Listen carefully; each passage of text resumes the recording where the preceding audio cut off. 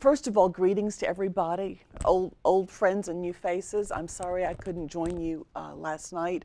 I had an event at James Madison University last night, so I had to brave the DC traffic coming into the city this morning. It took me a great deal longer than it would have if I'd been able to join you last night. But congratulations to my CARS colleagues on this summit, and it's nice to see so many of you here. Welcome to JMU in Washington, D.C. I'm going to share with you a little bit of a story. Keston specifically asked me to share this story. Peter at least knows this story because he was in on some of the very early years of it, and it's a really macro level learning improvement project at James Madison University that started in the 1980s. So here we are. The world of higher ed in the 1980s and early 1990s was way more focused on general education than it is now. People talk about liberal education now. Back then, people were talking about general education. I will never forget the day that I saw an op-ed in the local Harrisonburg newspaper about what students should learn as part of a general education program at a college or university. So we had a new and creative general education program. It was called the Liberal Studies program, came in the late 1980s, and it replaced an older, very traditional distribution model. And that came along at about the same time as JMU became very seriously interested in assessment.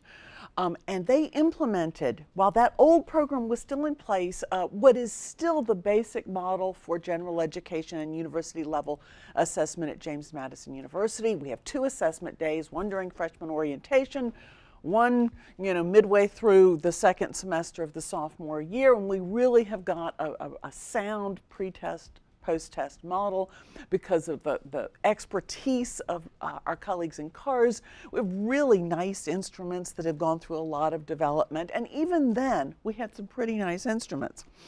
So we had this brand new program, bright and shiny, everybody's very proud of it, and we have a new assessment program as well. But there were 4 things wrong with the liberal studies program. Number 1, the university designed this brand new grand program and didn't allocate very many resources to go with the new areas of the curriculum. That was number 1.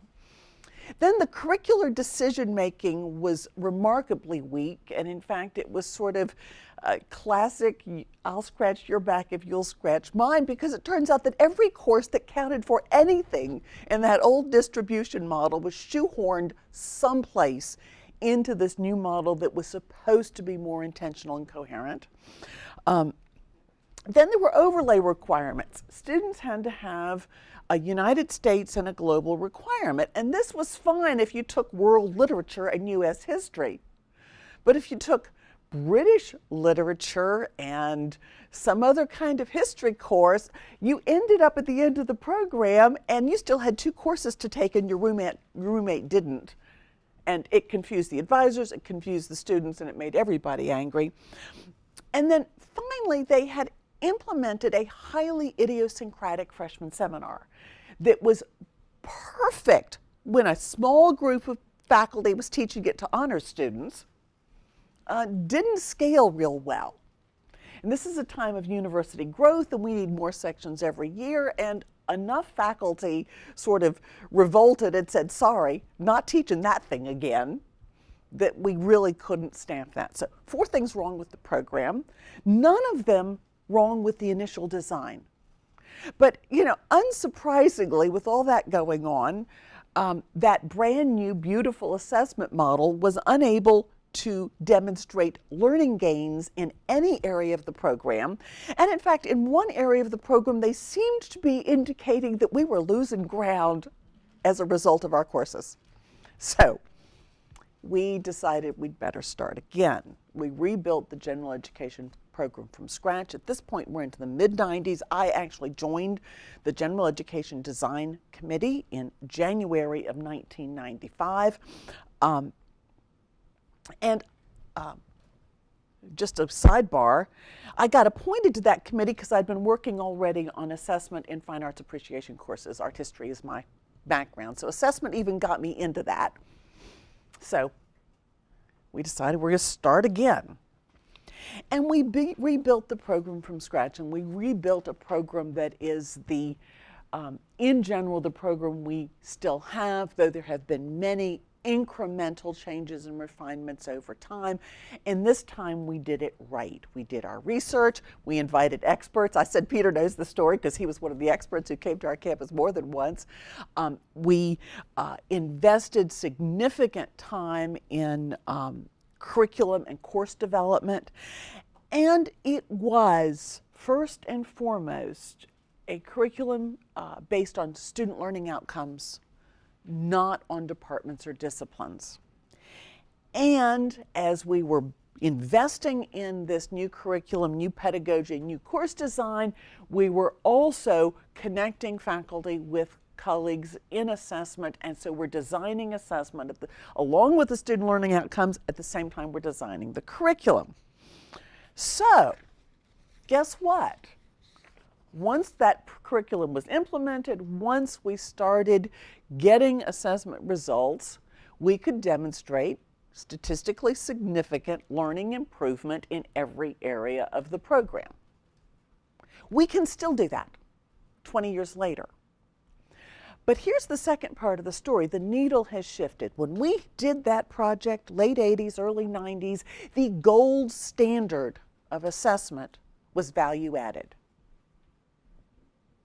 We could demonstrate value added. We can still demonstrate value added.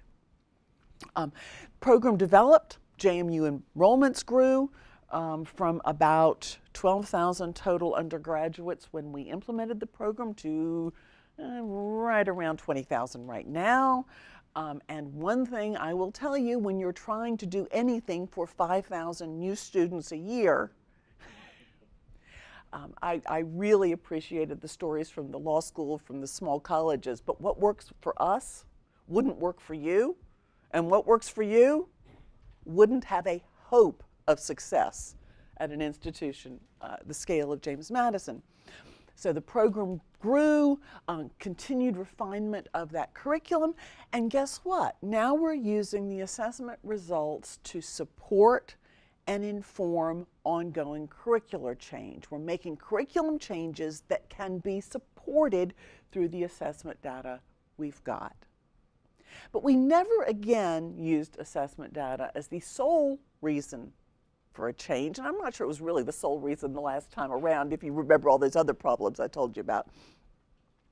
But we were using results to make changes. And if you think about the first decade of this century, that was what was being asked of assessment. That's what we were reporting to SACS and everybody else. Are you using results? And tell us how you're using them. So program changes, that's a good way to be using results. As all of you gathered here, however, make very clear, and I'm very impressed by the group of people who was willing to come very far distances to gather here, the needle is shifting pretty dramatically again. It's not now make changes. It's demonstrate that student learning is getting better because of the changes you're making. Just a few years ago, when I was in a room, some of you I think were in the same room, with something called the New Leadership Alliance for Student Learning and Accountability, a group of national assessment experts sitting in that room said that was too high a standard. We could not get there. I remember that crystal clear. Now people are saying we should get there. And I will tell you, to get there in a general education program where every area of the program but one is taught by multiple departments and disciplines, where faculty's identity is with department and discipline, even though our program's founded on student learning outcomes, that is not where faculty identity and work is grounded, especially because there are actually not that many people left on our campus who remember the story I just told you like I just told it, because here we are 20 years later. And getting to that standard, the learning improvement through curricular or pedagogical change in our general education program, that's going to be really hard. The faculty we have faculty who are really committed to undergraduate teaching. That's one of the beautiful things about James Madison. Even as a large institution with multiple graduate programs, people really care about undergraduate teaching. We have faculty doing a great job in the classroom. To get them together to talk about this, to think about curricular and pedagogical change to lead to learning improvement connected to student learning outcomes that bridge these departments and disciplines, I mean, I have enormous respect for my colleagues in CARS, for my colleagues in the Center for Faculty Innovation. They're getting to this in majors. The stories that they can tell you about what we're doing in majors are impressive. To get to it in general education, I hope somebody in this room has a good idea for us, because I personally am not convinced that that one's going to be an easy thing to do. So that's my story. I would be delighted to entertain questions or comments.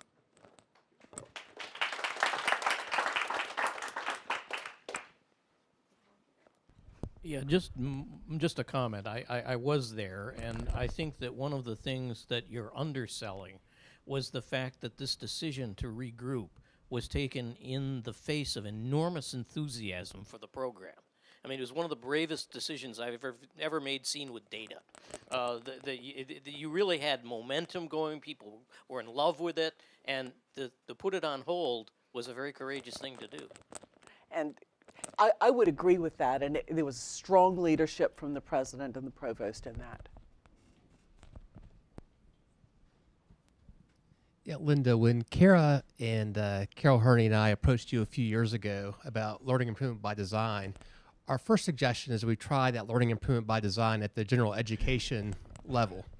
But you suggested that we start with the major level instead. Can you tell us a little bit about your decision process there? It's really just what I said, Keston.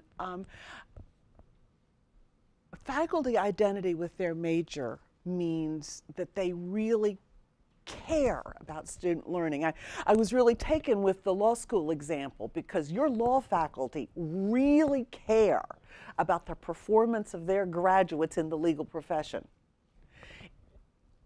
Whether it is nursing, philosophy, business, the faculty in those areas care that their graduates are able to perform connected to the expectations of their discipline. To get enough of them to care about more than a kind of general improvement in content, discipline, and facility with management of knowledge bases in different areas, I think, especially, I don't know about your campuses, I don't know any of my faculty colleagues who are underemployed. It's very, very busy people juggling teaching, scholarly activity, service commitments, and all kinds of high-level university initiatives that aren't this. So is that what you wanted me to say again, Keston? Thank you so much, Linda. Thank you all for your attention. Thanks for your story.